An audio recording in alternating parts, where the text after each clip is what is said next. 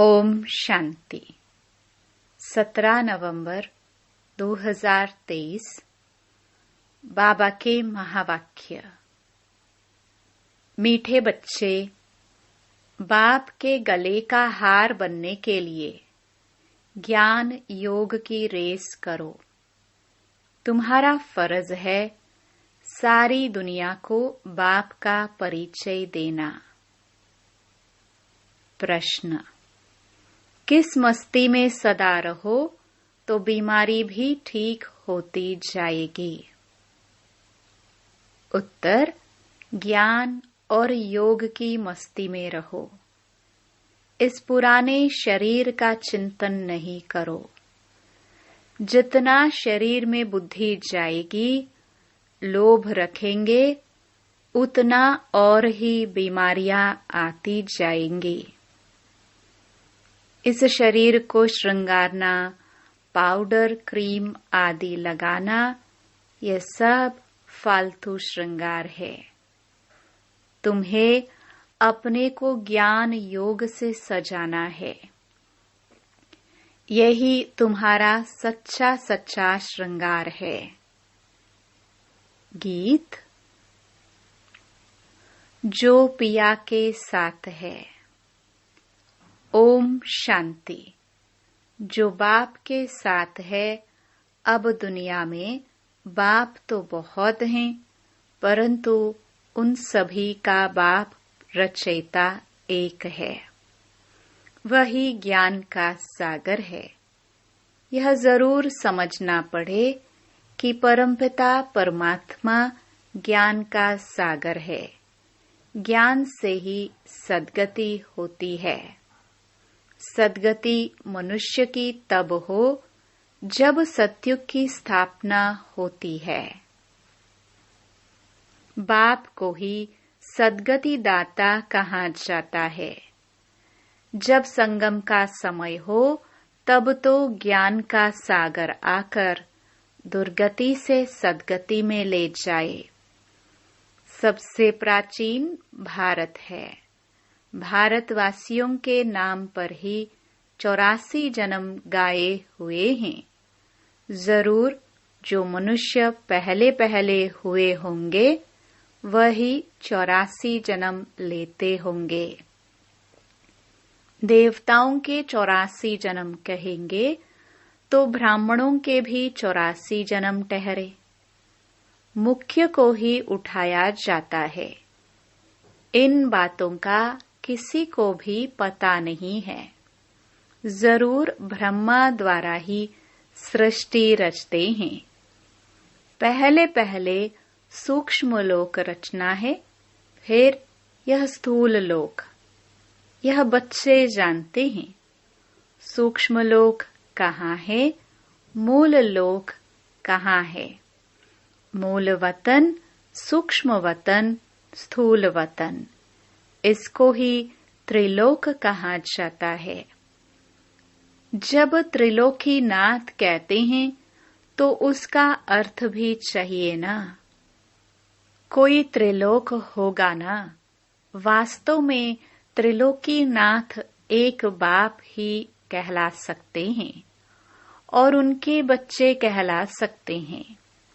यहाँ तो कई मनुष्यों के नाम हैं: त्रिलोकी नाथ, शिव, ब्रह्मा, विष्णु, शंकर आदि।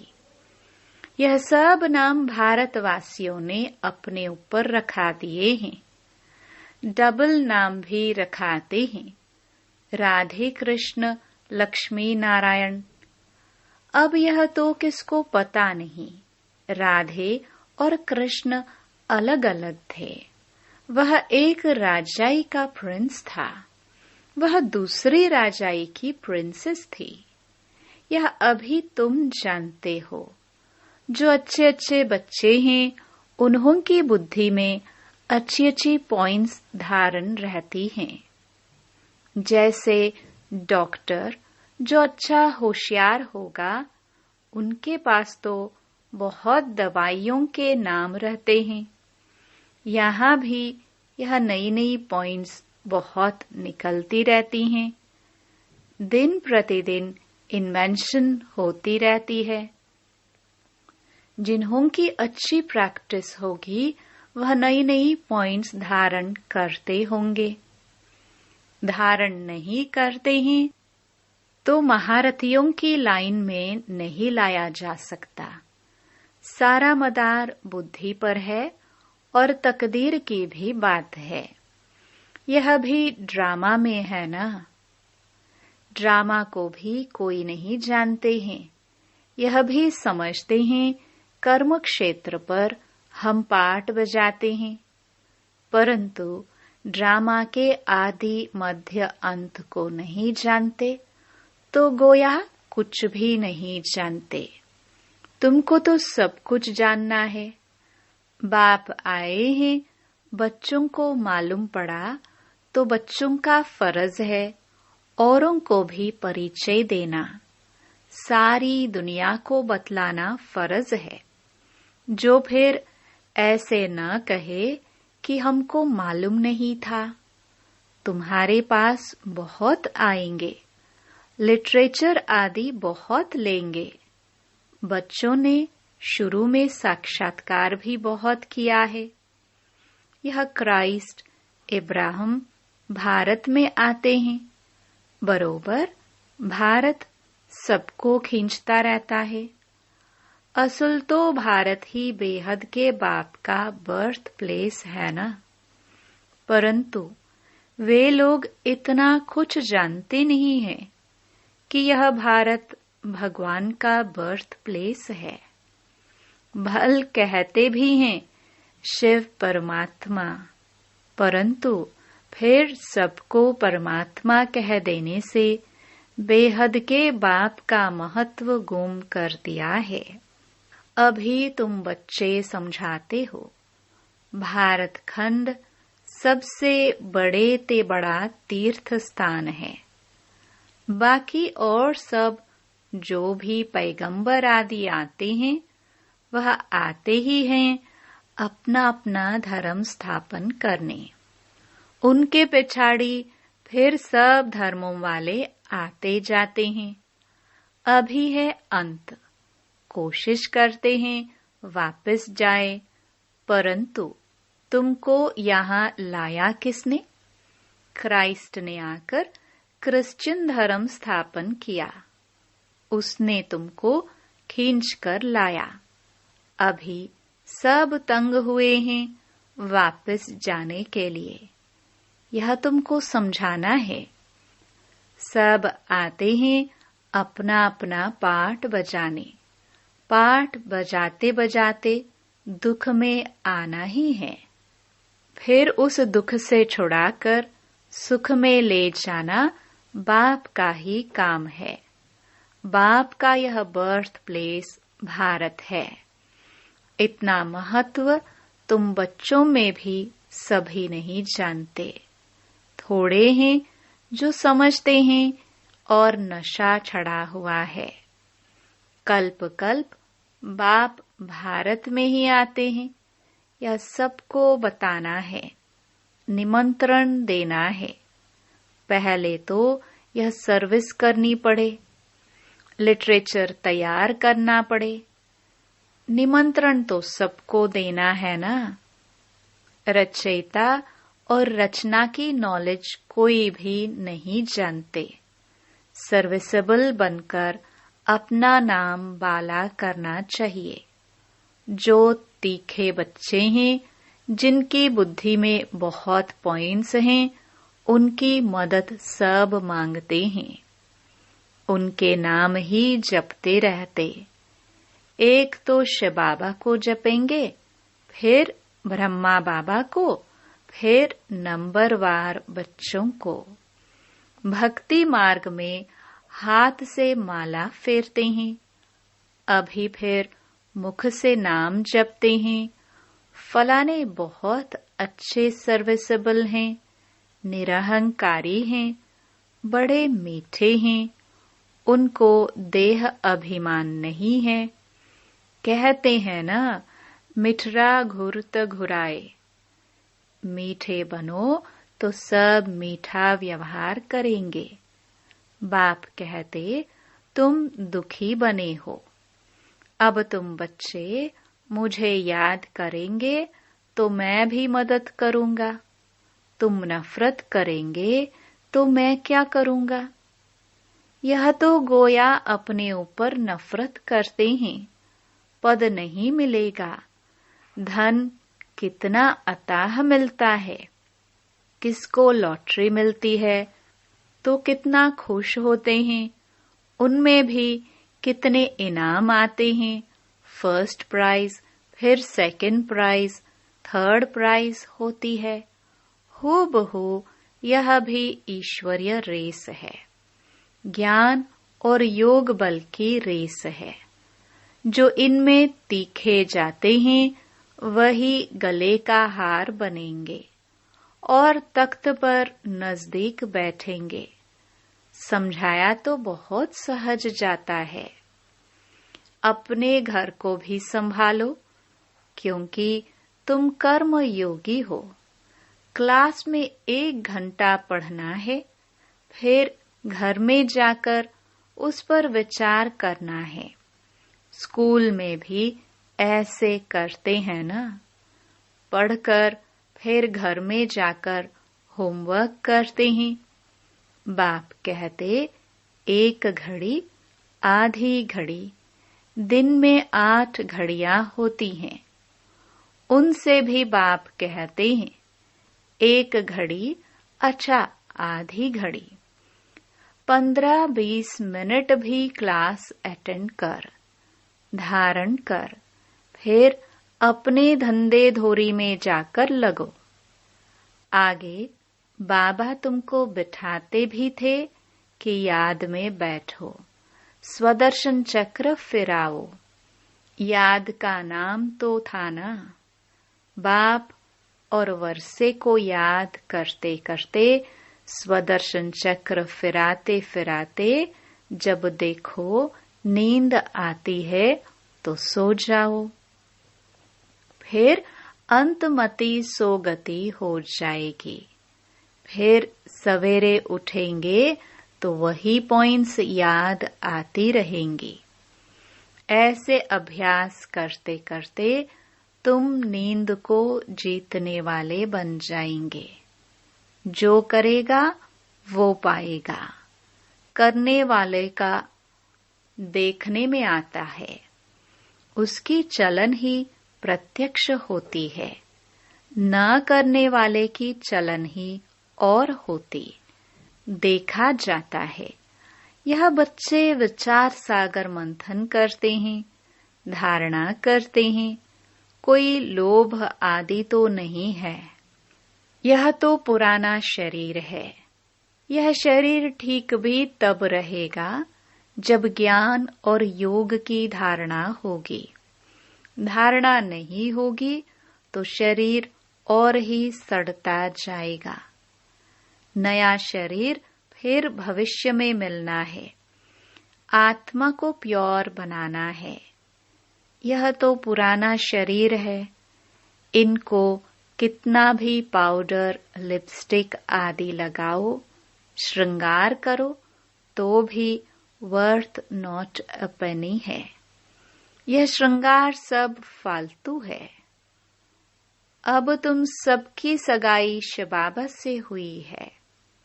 जब शादी होती है तो उस दिन पुराने कपड़े पहनते हैं।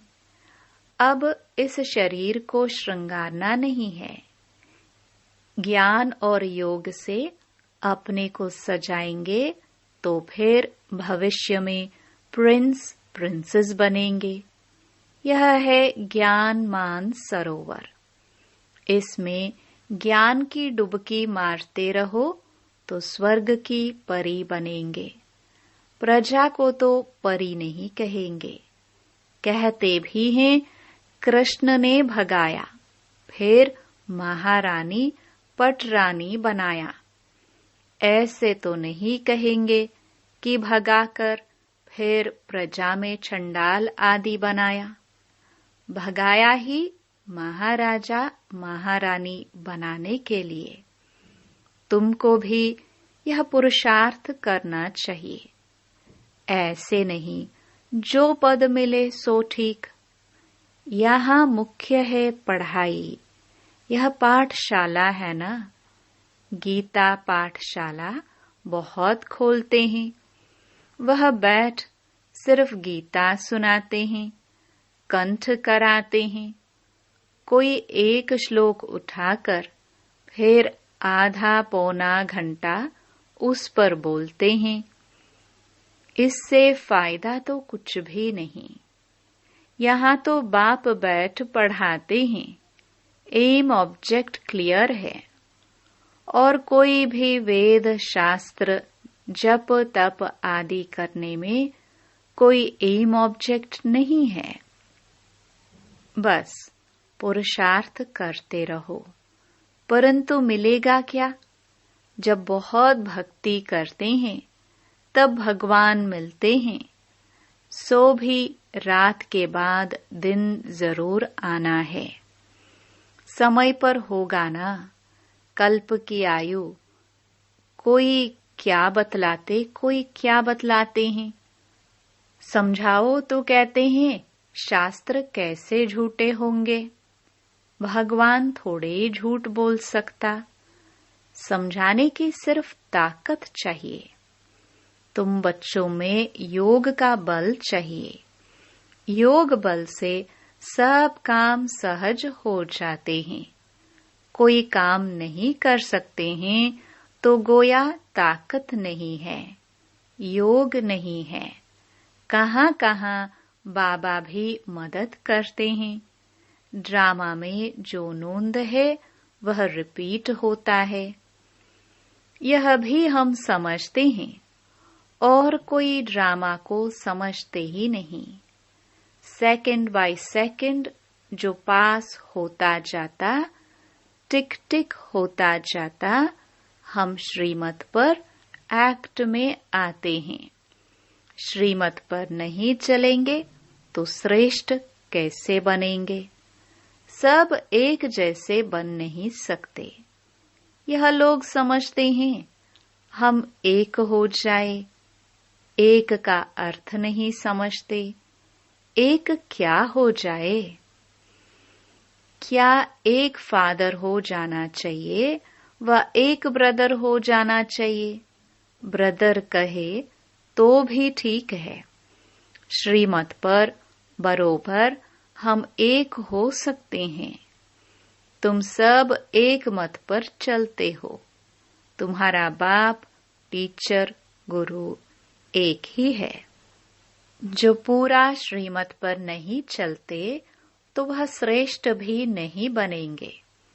एकदम नहीं चलेंगे तो खत्म हो जाएंगे।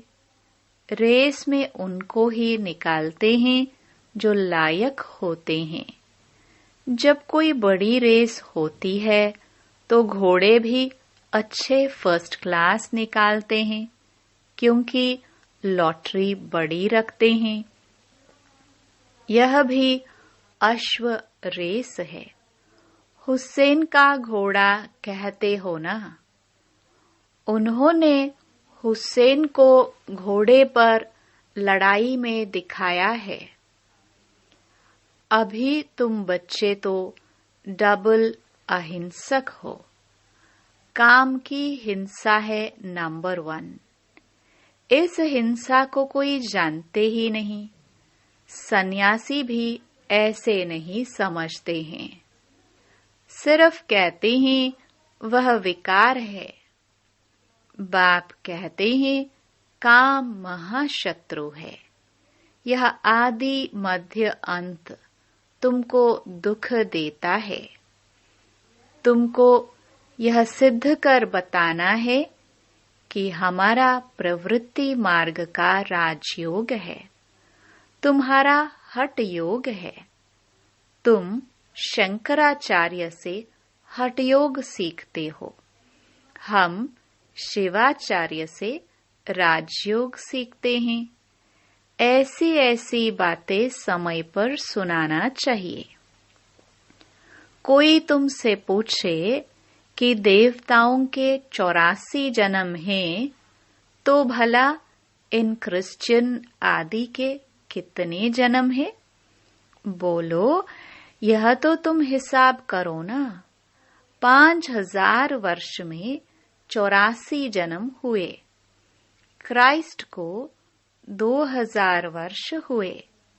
हिसाब करो, एवरेज कितने जन्म हुए? 30-32 जन्म होंगे। यह तो क्लियर है। जो बहुत सुख देखते हैं वह दुख भी बहुत देखते हैं। उन्हों का कम सुख कम दुख मिलता है। एवरेज का हिसाब निकालना है। पीछे जो आते हैं वह थोड़े थोड़े जन्म लेते हैं। बुद्ध का, इब्राहिम का भी हिसाब निकाल सकते हैं। करके 1-2 जन्म का फर्क पड़ेगा। तो यह सब बातें विचार सागर मंथन करना चाहिए। कोई पूछे तो क्या समझाए? फिर भी बोलो, पहले तो बाप से वर्षा लेना है ना। तुम बाप को तो याद करो। जन्म जितने लेने होंगे उतने लेंगे। बाप से वर्षा तो ले लो। अच्छी रीति समझाना है। मेहनत का काम है। मेहनत से ही सक्सेसफुल होंगे। इसमें बड़ी विशाल बुद्धि चाहिए। बाबा से और बाबा के धन से बहुत लव चाहिए। कोई तो धन ही नहीं लेते। अरे, ज्ञान रतन तो धारण करो। तो कहते हैं हम क्या करें? हम समझते नहीं। नहीं समझते हो तो तुम्हारी भावी। अच्छा, मीठे मीठे सिखिलदे बच्चों प्रति मात पिता बाप दादा का याद प्यार और गुड मॉर्निंग। रूहानी बाप की रूहानी बच्चों को नमस्ते। धारणा के लिए मुख्य सार। पहला, किसी से भी नफरत नहीं करनी है। सबसे मीठा व्यवहार करना है। ज्ञान योग में रेस करके बाप के गले का हार बन जाना है। दूसरा, नींद को जीतने वाला बन सवेरे सवेरे उठ बाप को याद करना है। स्वदर्शन चक्र फिराना है। जो सुनते हैं उस पर विचार सागर मंथन करने की आदत डालनी है। वरदान। बुद्धि को डायरेक्शन प्रमाण श्रेष्ठ स्थिति में स्थित करने वाले मास्टर सर्वशक्तिमान भव। कई बच्चे जब योग में बैठते हैं तो आत्म अभिमानी होने के बदले सेवा याद आती है। लेकिन ऐसा नहीं होना चाहिए, क्योंकि लास्ट समय अगर अशरीरी बनने के बजाय सेवा का भी संकल्प चला तो सेकंड के पेपर में फेल हो जाएंगे। उस समय सिवाय बाप के निराकारी, निर्विकारी, निरहंकारी और कुछ याद न हो। सेवा में फिर भी साकार में आ जाएंगे। इसलिए यह अभ्यास करो कि जिस समय जिस स्थिति में स्थित होना चाहे स्थित हो जाए। तब कहेंगे मास्टर सर्वशक्तिमान, कंट्रोलिंग और रूलिंग पावर वाले। स्लोगन। किसी भी परिस्थिति को सहज पार करने का साधन है एक बल, एक भरोसा। ओम शांति। ओम शांति।